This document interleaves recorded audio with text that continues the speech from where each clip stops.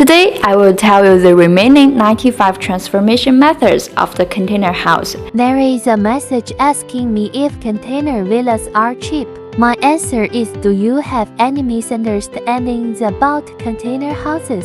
The discarded containers are only used as the frame-bearing foundation of the building. Whether the house is cheap or not depends on the design and decoration. Just like the luxury villas and bungalows are made of bricks, there will be differences in design and decoration. The plasticity and convenience of the container make more and more people like to use it to transform their houses.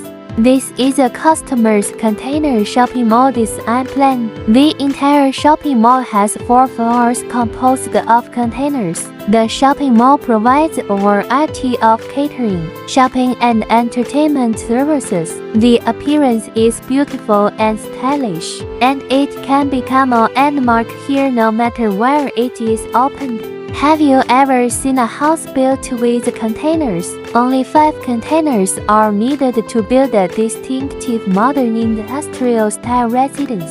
The decoration can be done by welding the containers in characteristic shape, saving the trouble of cement and bricklaying, and it is economical and fast.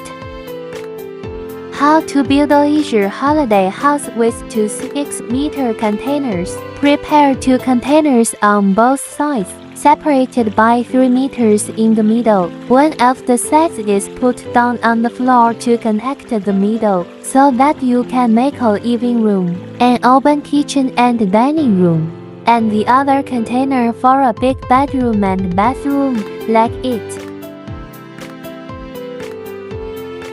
After the container is eliminated, will it become scrap iron? In fact, the discarded containers can be used for many purposes through transformation. The transformation of container hotels, homestays, pop-up shops, equipment boxes, swimming pools, etc. can give containers a second life. Just like this container workshop, using containers to transform is both economical and environmental protection. Would you choose to transform the container?